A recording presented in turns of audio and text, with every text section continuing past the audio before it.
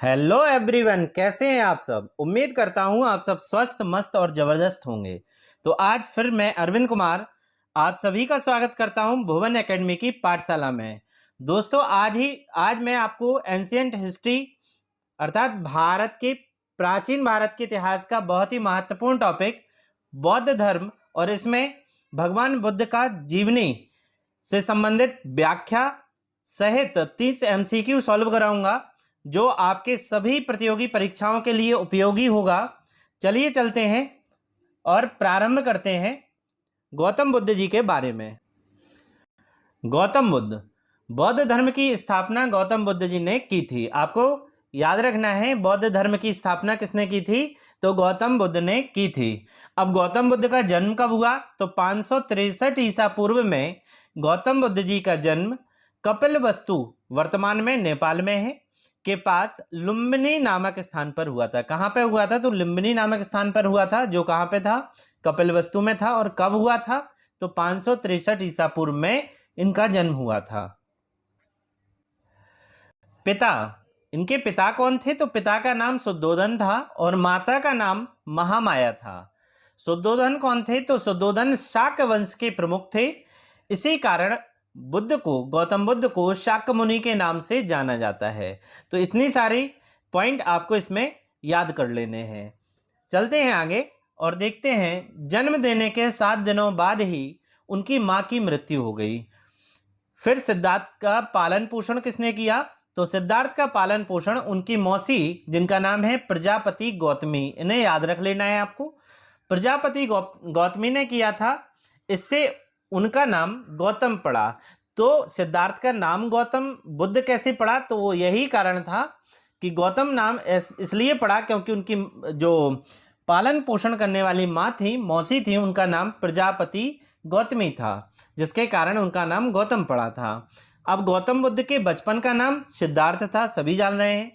उनका विवाह यशोधरा से हुआ था और उनका एक पुत्र था जिसका नाम राहुल था। तो गौतम बुद्ध के पुत्र का नाम राहुल था और उनका विवाह किससे हुआ था, तो यशोधरा से हुआ था। फिर इसके बाद चलते हैं आगे और देखते हैं उन्होंने तपस्वी बनने के लिए 29 वर्ष की आयु, 29 वर्ष को आप अंडरलाइन कर लें, याद कर लें कि कितने वर्ष की आयु में वो गृह त्याग कर दिए थे। तो 29 वर्ष की आयु में अपना घर छोड़ा था और इस घटना को महाभिनिष्क्रमण कहा जाता है। तो अगर ये पूछे कि महाभिनिष्क्रमण क्या है, तो जब उन्होंने अपना गृह त्याग किया था तपस्वी बनने के लिए, उस घटना को महाभिनिष्क्रमण कहा जाता है। चलिए चलते हैं आगे, पॉइंट देखते हैं गौतम बुद्ध जी के बारे में। बुद्ध के मन में त्याग का विचार तब आया जब उन्होंने मनुष्य की 4 अलग अलग अवस्थाओं को देखा था। अब ये क्या अलग अलग अवस्थाएं थी, तो बीमार आदमी, बूढ़ा आदमी, लाश और तपस्वी। जब इन्होंने ये देखा कि बीमारी में कोई किसी का साथ नहीं देता, बूढ़ेपन में भी जब लाचार हो जाते हैं तो बहुत कम लोग उनका साथ देते हैं। साथ ही साथ जब उन्होंने देखा कि लास्ट में सबको मरना ही है, लाश देखी उन्होंने और ये देखा कि तपस्वी जो लोग होते हैं वो तपस्या क्यों कर रहे हैं, तो उसके देखते चलते उन्होंने घर त्यागने का निर्णय लिया और 29 वर्ष की अवस्था में वह घर को त्याग दिए थे। महाविनिष्क्रमण इसे कहा जाता है। अब आगे देखते हैं, बुद्ध 7 साल तक भटकते रहे। कितने वर्षों तक वो भटकते रहे, तो दोस्तों 7 वर्षों तक वो भटकते रहे। तो फिर उन्हें 35 साल की उम्र में निरंजना नदी के तट पर, ये एग्जाम में पूछता है किस नदी के तट पर, तो निरंजना नदी के तट पर एक पीपल के पेड़ के नीचे ध्यान करते हुए उरुबेला में ज्ञान प्राप्त किया। कहाँ पर ज्ञान प्राप्त किया उन्होंने, तो उरुबेला में इन्होंने ज्ञान प्राप्त किया था। इस पेड़ को बोधि वृक्ष के रूप में जाना जाता है। इस पेड़ को बोधि वृक्ष के रूप में जाना जाता है। यह स्थान बोध गया कहाँ पर है, बिहार में है, बन गया। बोधि वृक्ष के कारण यहाँ पर इस स्थान का नाम बोध गया बन गया था। अगला पॉइंट देख लीजिए, गौतम बुद्ध ने अपना पहला उपदेश वाराणसी के पास सारनाथ में दिया था और इस घटना को धर्म चक्र परिवर्तन कहा जाता है। उन्होंने अपना उपदेश अपने 5 शिष्यों को बैठाल कर दिया था। इस घटना को क्या कहा जाता है, तो धर्म चक्र परिवर्तन कहा जाता है। अगला पॉइंट देख लेते हैं, लास्ट पॉइंट है इसका, कुशीनगर जो उत्तर प्रदेश में है वो उसमें 483 ईसा पूर्व में उनकी मृत्यु हो गई और इस घटना को महापरिनिर्वाण कहा जाता है। इतने सारे पॉइंट आपको याद करने थे, इसमें बहुत ही महत्वपूर्ण पॉइंट हैं, ये गौतम बुद्ध के जीवनी से हैं। आगे चलते हैं और देखते हैं बौद्ध से संबंधित घटनाएं और प्रतीक चिन्ह जो हर एग्जाम में पूछे जाते हैं। गौतम बुद्ध के जन्म से संबंधित कौन सा प्रतीक चिन्ह है? तो कमल और बैल है। क्या क्या है? कमल और बैल है। महाभिनिष्क्रमण जिसे हमने ग्रह त्याग की घटना की थी उसका प्रतीक चिन्ह अश्व या घोड़ा है। इसके बाद महानिर्वाण संबोधित जिसे ज्ञानोदय कहा जाता है, इसका प्रतीक चिन्ह बोधि वृक्ष है जहां पर इन्हें ज्ञान प्राप्त हुआ था। परिनिर्माण नहीं है, वो निर्माण है और संबोधि है। इस ज्ञानोदय अर्थात जहां पर इन्हें ज्ञान प्राप्त हुआ था वो बोधि वृक्ष के नीचे और प्रतीक चिन्ह भी बोधि वृक्ष बन गया। इसके बाद इन्होंने धर्म चक्र परिवर्तन, ये घटना होती है प्रथम उपदेश सारनाथ में जो दिया था और इसका प्रतीक चिन्ह यहाँ पर पहिया है, ये आपको याद रखना है। लास्ट में उनकी मृत्यु के बारे में महापरिनिर्वाण हुआ था जिसे महापरिनिर्वाण कहा जाता है, उसका प्रतीक चिन्ह स्तूप है। स्तूप क्यों बनवाए गए जाते थे? वो यही कारण था कि महापरिनिर्वाण का इनका प्रतीक चिन्ह स्तूप था। तो बौद्ध धर्म में जब कोई खत्म हो जाता है, जब वो महापरिनिर्वाण उसका हो जाता है तो उसके लिए स्तूप बनवा देते हैं। अब हम देखते हैं बौद्ध संगतियां किस स्थान पर हुई, किस समय हुई, किसके शासनकाल में हुई और अध्यक्ष। ये बौद्ध संगतियां क्या हैं, पहले इसके बारे में हम चर्चा कर लेते हैं। जब गौतम बुद्ध का महापरिनिर्वाण हुआ अर्थात उनकी मृत्यु हुई तो उसके बाद उनके बौद्ध धर्म के अनुयायियों ने महापरिनिर्वाण के बाद, गौतम बुद्ध के महापरिनिर्वाण के बाद उनके उपदेशों के लिए संगतियां स्टार्ट की हैं। अब ये संगतियां महत्वपूर्ण हैं। 4 संगतियां, टोटल 6 हुई थी लेकिन 4 आपको याद कर लेना है जो हर एग्जाम में पूछता है। उसका स्थान पूछेगा, उसके शासन किस शासनकाल में हुई थी, किस उसके अध्यक्ष कौन थे। तो स्टार्ट करते हैं।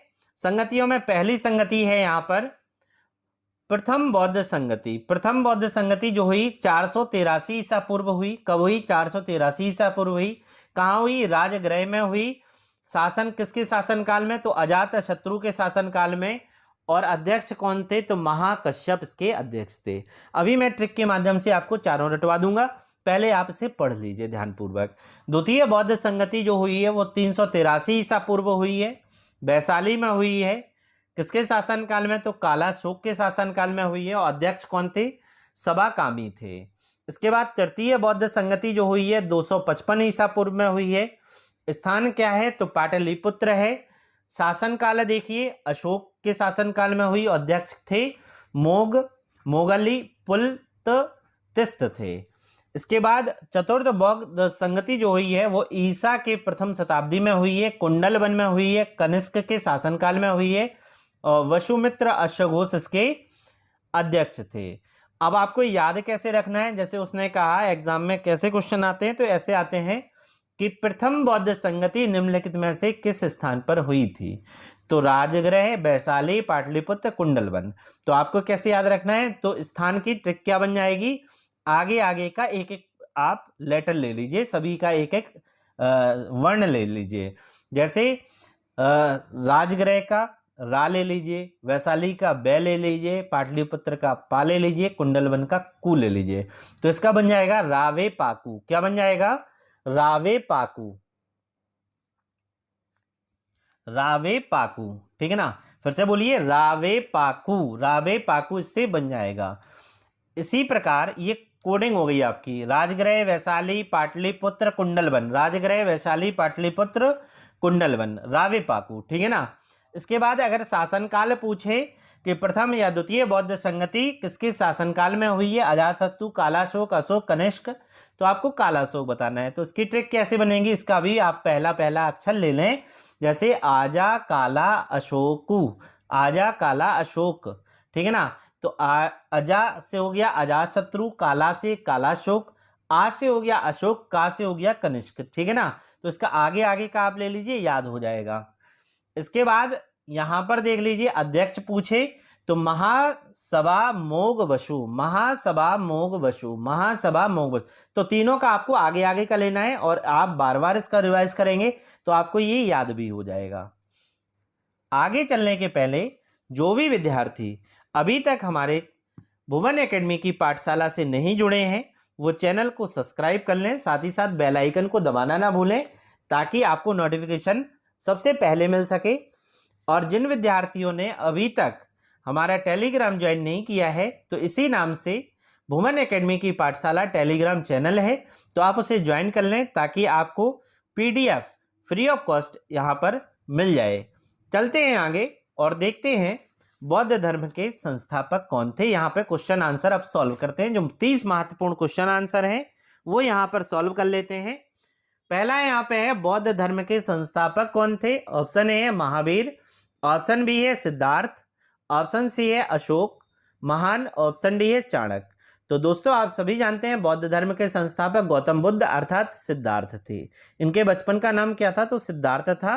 तो ये कौन थे, गौतम बौद्ध धर्म के संस्थापक थे। क्वेश्चन नंबर दूसरे पे चलते हैं और देखते हैं क्वेश्चन नंबर दूसरा क्या कह रहा है। यहाँ पे क्वेश्चन नंबर दूसरा कह रहा है गौतम बुद्ध का जन्म कहाँ हुआ था।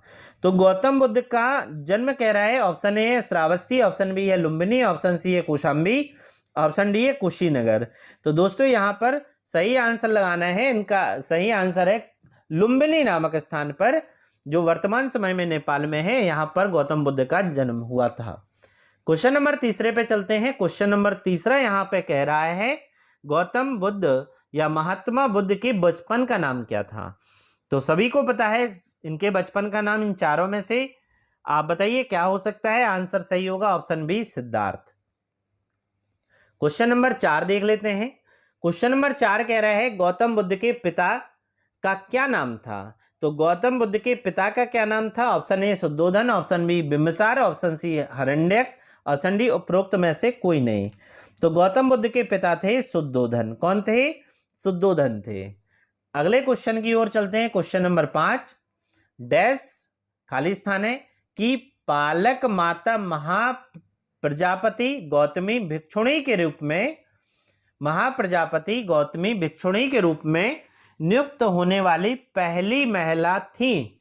तो ये जो भिक्षुणी के रूप में नियुक्त होने वाली पहली महिला किसकी थी, इनको भिक्षुणी किसने बनाया था, कुल मिला के आपको ये याद रखना है। Option A Bindusara, option B है अशोक, ऑप्शन सी है बुद्ध, ऑप्शन डी है अर्जुन। तो इसका सही आंसर हो जाएगा ऑप्शन सी गौतम बुद्ध। गौतम बुद्ध ने इन्हें बौद्ध धर्म का पहला भिक्षुणी के रूप में भिक्षुणी बनाया था और ये उनकी कौन थी, मौसी थी। और इन्होंने ही उन्हें पाला था, क्योंकि जब इनका जन्म हुआ था गौतम बुद्ध का, उसके 7 दिन बाद इनकी माता की मृत्यु हो गई थी। तो इनकी मौसी महाप्रजापति गौतमी ने इन्हें पाला था, जिसके नाम पर इनका नाम गौतम भी पड़ा था। ये मैं आपको पहले भी पढ़ा चुका हूँ। अब इन्होंने कहा कि जब ये आध्यात्म इन्होंने अपनाया, मतलब बौद्ध धर्म अपनाया, बौद्ध धर्म के इन्हें संस्थापक बने, तो इसके बाद इन्होंने पहली भिक्षुणी जो बनाई वो अपनी मौसी को ही बनाया। मौसी के कहने पर, मतलब माता महाप्रजापति गौतमी को ही बनाया। क्वेश्चन नंबर 6 देख लेते हैं। क्वेश्चन नंबर यहाँ पे 6 कह रहा है निम्नलिखित में किस स्थान पर भगवान बुद्ध को ज्ञान प्राप्त हुआ था। तो ज्ञान की प्राप्ति आपको बताना है किस स्थान पर हुई थी। ऑप्शन ए है वैशाली, ऑप्शन बी है बोधगया, ऑप्शन सी है राजगीर, ऑप्शन डी है सारनाथ। तो दोस्तों यहाँ पर सही आंसर होगा बोधगया में। कहां पर, बोधगया में इन्हें ज्ञान प्राप्त हुआ था। अगला क्वेश्चन देख लेते हैं। गौतम बुद्ध को निम्न में से किस नदी के तट पर ज्ञान प्राप्त हुआ। किस नदी के तट पर, ये सारे के सारे क्वेश्चन एग्जाम में आए हुए हैं, इसलिए आपको ये क्वेश्चन रट लेने हैं, याद कर लेने हैं।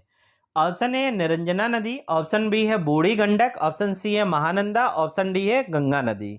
तो इसका सही आंसर हो जाएगा ऑप्शन ए निरंजना नदी पर इन्हें, निरंजना नदी के तट पर इन्हें ज्ञान प्राप्त हुआ था। क्वेश्चन नंबर 8 देख लेते हैं। एशिया का ज्योतिपुंज, लाइट ऑफ एशिया कहा जाता है किसे। लाइट ऑफ एशिया किसे कहा जाता है, 4 ऑप्शन आपके सामने हैं। महावीर स्वामी, ऑप्शन बी है गौतम बुद्ध, ऑप्शन सी है चाणक्य और ऑप्शन डी है कालिदास। तो दोस्तों सही आंसर हो जाएगा गौतम बुद्ध जी को एशिया का ज्योतिपुंज या लाइट ऑफ एशिया के रूप में जाना जाता है। अगला क्वेश्चन देख लेते हैं, गौतम बुद्ध ने अपना पहला उपदेश कहां दिया था? ऑप्शन ए है वैशाली, ऑप्शन बी है कौशाम्बी, ऑप्शन सी है सारनाथ, ऑप्शन डी है पावापुरी।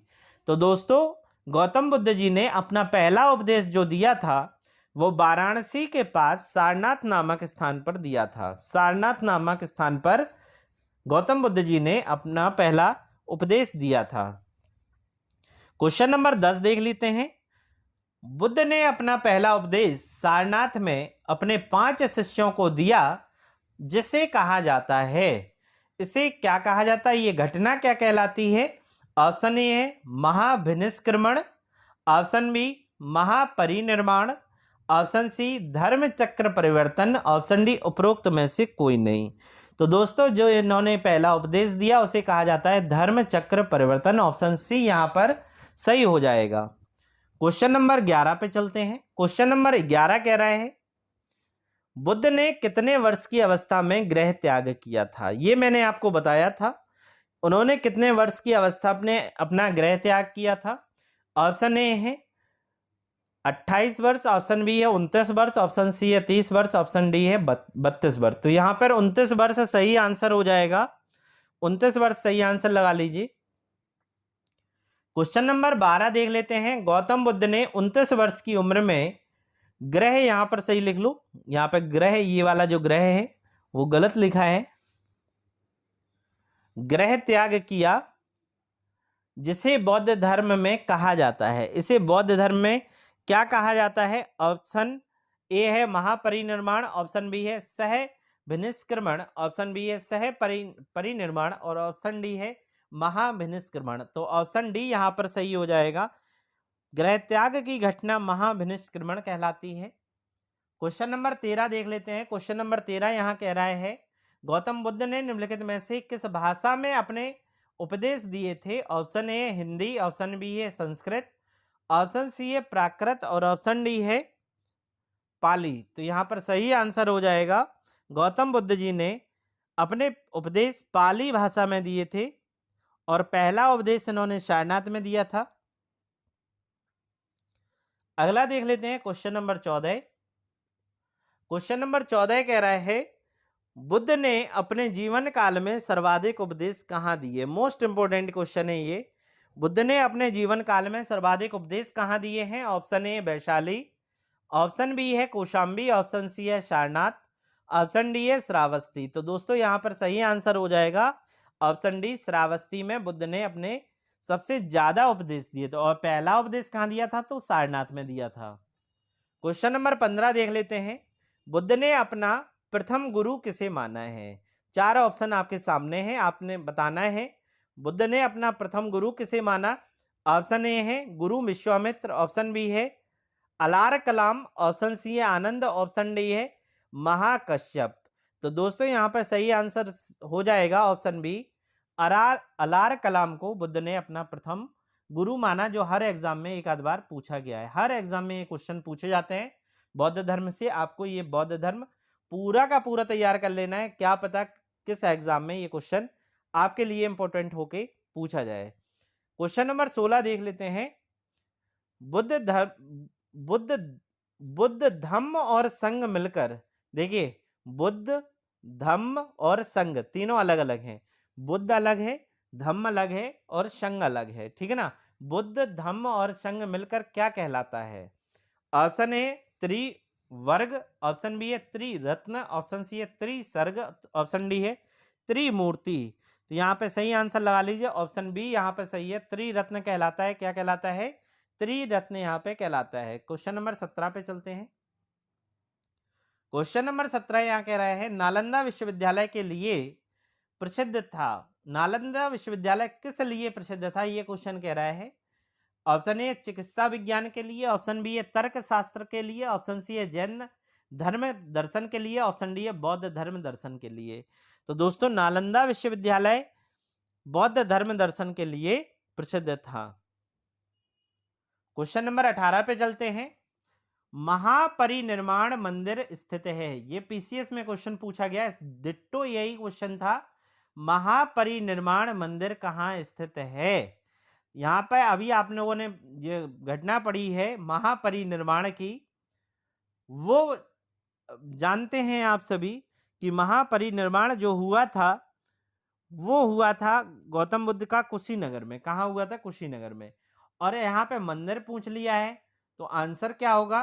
तब भी आंसर होगा कुशीनगर। ठीक है ना? तो 4 ऑप्शन में आंसर क्या है? ऑप्शन ए कुशीनगर में, कुशीनारा भी इसे कहा जाता है। क्वेश्चन नंबर 19 देख लेते हैं। क्वेश्चन नंबर 19 कह रहा है विश्व का सबसे ऊंचा कहा जाने वाला विश्व शांति स्तूप कहाँ है? तो ये विश्व का सबसे ऊंचा कहा जाने वाला विश्व शांति स्तूप है, ये कहाँ है? Option A Vaishali, option B है नालंदा, ऑप्शन सी है राजगीर, ऑप्शन डी है पटना। दोस्तों इसका सही आंसर है राजगीर में। कहां पर है? राजगीर में ये स्थित है विश्व शांति स्तूप। अगला क्वेश्चन है नालंदा विश्वविद्यालय की स्थापना का युग है कि नालंदा विश्वविद्यालय की स्थापना किस युग में हुई थी? ऑप्शन ए है मौर्य वंश में, ऑप्शन बी है कुषाण वंश में, ऑप्शन सी है गुप्त काल में, ऑप्शन डी है पाल वंश में। तो आपको बताना है सही आंसर क्या है। तो नालंदा विश्वविद्यालय की स्थापना जो ही है वो ही है गुप्त काल में। कहां पे हुई है? ऑप्शन सी यहां पर सही हो जाएगा। अगले इसके संस्थापक पूछे हैं क्वेश्चन नंबर 21 में। नालंदा विश्वविद्यालय के संस्थापक कौन थे? ऑप्शन ए है अशोक, ऑप्शन बी है धर्मपाल, ऑप्शन सी है कुमारगुप्त प्रथम, ऑप्शन डी है पुष्यगुप्त। तो दोस्तों यहां पर सही आंसर हो जाएगा कुमारगुप्त प्रथम। कुमारगुप्त प्रथम ने नालंदा विश्वविद्यालय की स्थापना की थी और ये नालंदा विश्वविद्यालय के संस्थापक माने जाते हैं। दोस्तों आपको एंशिएंट हिस्ट्री का इसी टाइप से मतलब टॉपिक वाइज वीडियो देखने के लिए अगर अच्छा लग रहा है तो चैनल को सब्सक्राइब करें, वीडियो को लाइक करें और कमेंट करें। तो आगे भी इसी प्रकार से टॉपिक वाइज वीडियो मैं आपको बना के देता रहूंगा ताकि आपकी जो तैयारी है वो और मजबूत हो सके, आप सिलेक्शन पा सकें। अगला देखते हैं क्वेश्चन नंबर 22। क्वेश्चन नंबर 22 कह रहा है शून्यता के सिद्धांत का सर्वप्रथम प्रतिपादन करने वाले बौद्ध दर्शन ने कौन था? ये बौद्ध दार्शनिक थे, ये कौन थे जिन्होंने शून्यता के सिद्धांत का प्रतिपादन किया था? ऑप्शन ए है यहाँ पे नागार्जुन, ऑप्शन बी है नागसेन, ऑप्शन सी है आनंद, ऑप्शन डी है बाणभट्ट। तो दोस्तों यहाँ पे सही आंसर हो जाएगा ऑप्शन ए नागार्जुन। नागार्जुन जो थे उन्होंने शून्यता के सिद्धांत का सर्वप्रथम प्रतिपादन किया था और जो बौद्ध दर्शन से संबंधित थे। क्वेश्चन नंबर 23 देख लेते हैं। किस शासक के शासनकाल में नेपाल में बौद्ध धर्म का गमन हुआ था? तो नेपाल में बौद्ध धर्म का गमन हुआ था किस शासन के शासनकाल में? ऑप्शन में ए है समुद्रगुप्त, ऑप्शन बी है अशोक, ऑप्शन सी है चंद्रगुप्त, ऑप्शन डी है हर्षवर्धन। तो दोस्तों यहां पे सही आंसर हो जाएगा ऑप्शन बी अशोक के शासनकाल में। क्वेश्चन नंबर 24 देख लीजिए। बुद्ध पूर्णिमा क्यों मनाई जाती है? मोस्ट इंपोर्टेंट क्वेश्चन है ये, बुद्ध पूर्णिमा क्यों मनाई जाती है? ऑप्शन ए है गौतम बुद्ध की पुण्यतिथि के अवसर पर, ऑप्शन बी है उस दिन बुद्ध ने सारनाथ में अपना भाषण दिया, ऑप्शन सी है इस दिन सिद्धार्थ गौतम बुद्ध बने थे, ऑप्शन डी है गौतम बुद्ध की जयंती मनाने के लिए। तो दोस्तों यहाँ पर सही आंसर क्या हो जाएगा? यहाँ पर सही आंसर जो होने वाला है आपका ऑप्शन डी यहाँ पर सही है, गौतम बुद्ध की जयंती मनाने के लिए बुद्ध पूर्णिमा मनाई जाती है। क्वेश्चन नंबर 25 देख लेते हैं। वह स्तूप स्थल जिसका संबंध है भगवान बुद्ध के जीवन की किसी घटना, फिर से पढ़िए, वह स्तूप या स्थल जिसका संबंध है भगवान बुद्ध के जीवन की किसी घटना से नहीं रहा है वह है। तो वह स्तूप या स्थल बताना है जिसका संबंध बुद्ध के जीवन की किसी घटना से नहीं रहा है, ये क्वेश्चन है। यहाँ पे संबंध है हटा दीजिए, ये है हटा दीजिए, अब पढ़िए इसे। वह स्तूप स्थल जिसका संबंध भगवान बुद्ध के जीवन की किसी घटना से नहीं रहा है वह है, क्या कहलाता है? Option A Sarnath, option B Sanchi, option C Bodhgaya, option D Kushinara. तो दोस्तों आप जानते हैं कि सारनाथ में उन्होंने पहला उपदेश दिया था, तो ये सही है। बोध गया में उन्होंने क्या किया था, ज्ञान प्राप्त किया था। और कुशीनारा में उनकी मृत्यु महापरिनिर्वाण हुआ था। तो यहाँ पे सही आंसर हो जाएगा ऑप्शन बी, सांची। हालांकि सांची बौद्ध धर्म से संबंधित है और अशोक ने इसका निर्माण कराया था, सांची के स्तूप का। लेकिन अशोक ने ये निर्माण कब कराया था, तो कलिंग युद्ध के बाद कराया था। लेकिन ये बौद्ध के जीवन से संबंधित नहीं है, ठीक है ना। ये बौद्ध जब भगवान बुद्ध थे उस समय का नहीं है, क्योंकि अशोक ने इसका निर्माण कराया था। क्वेश्चन नंबर 26 देख लेते हैं। क्वेश्चन नंबर 26 ये है, निम्नलिखित में से कौन गौतम बुद्ध द्वारा अपने धर्म में दीक्षा पाने वाला अंतिम व्यक्ति था?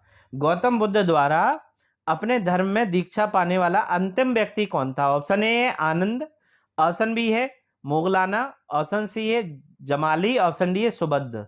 तो दोस्तों यहाँ पर सही आंसर क्या होगा? ऑप्शन डी सुबद्ध यहाँ पर सही आंसर होगा। क्वेश्चन नंबर 27 देख लेते हैं।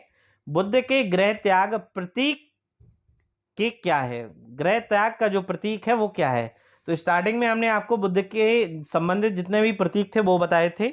ऑप्शन ए है यहाँ पे घोड़ा, ऑप्शन बी है हाथी, ऑप्शन सी है बैल, ऑप्शन डी है कमल। तो गृह त्याग की बात हो रही है तो ऑप्शन ए यहाँ पे सही होगा, घोड़ा यहाँ पे प्रतीक चिन्ह है। क्वेश्चन नंबर 28 देख लीजिए। गौतम बुद्ध की माँ किस वंश से संबंधित थी? तो गौतम बुद्ध की माँ जो थी, ऑप्शन ए है शाक्य वंश से, ऑप्शन बी है माया वंश से, ऑप्शन सी है लिच्छवी वंश से, ऑप्शन डी है कौलीय वंश से। दोस्तों यहाँ पे सही आंसर हो जाएगा ऑप्शन डी, कौलीय वंश से ये संबंधित थी। आज का सेकंड लास्ट क्वेश्चन देख लेते हैं 29। महावीर एवं बुद्ध दोनों ने किसके शासनकाल में उपदेश दिए हैं? मोस्ट इंपोर्टेंट पॉइंट है, पीसीएस में पूछा गया क्वेश्चन है। महावीर और बुद्ध दोनों ने किसके शासनकाल में उपदेश दिए हैं? Option A Ajatashatru, option B है बिंबिसार, ऑप्शन सी है नंदीवर्मन, ऑप्शन डी है उदय। यहाँ पे सही आंसर हो जाएगा बिंबिसार के शासनकाल में। आज का आखिरी क्वेश्चन है, गौतम बुद्ध का जन्म लुम्बिनी में हुआ था, इसकी पुष्टि किसके शिलालेख से होती है? ऑप्शन ए समुद्रगुप्त के शिलालेख से, ऑप्शन बी है बिंदुसार, ऑप्शन सी है अशोक, ऑप्शन डी है पुलकेशन द्वितीय। तो यहाँ पे दोस्तों सही आंसर हो जाएगा अशोक के शिलालेख से यह पुष्टि होती है कि गौतम बुद्ध जी का जन्म जो हुआ था वो लुम्बिनी में हुआ था। दोस्तों आज आपने बौद्ध धर्म और गौतम बुद्ध से की जीवनी से संबंधित सारी जानकारी प्राप्त की है। तो आपको ये सारा टॉपिक तैयार कर लेना है। मैं बार बार आपसे कह रहा हूं, आपकी भुवन एकेडमी की पाठशाला में आपकी जितने भी प्रतियोगी परीक्षा की तैयारी कर रहे हैं विद्यार्थी, उनके लिए बहुत ही महत्वपूर्ण जानकारी हम देते हैं, बहुत ही महत्वपूर्ण टॉपिक तैयार कराते हैं। तो आप चैनल को सब्सक्राइब कर लें, वीडियो को लाइक करें और कमेंट जरूर किया करें। अगर आज का टॉपिक आपको पसंद आया है, आपके क्वालिटी समझ में आई है, वीडियो पसंद आया है, तो चैनल को सब्सक्राइब करें, लाइक करें, कमेंट करें और ज़्यादा से ज़्यादा दोस्तों में शेयर करें। धन्यवाद।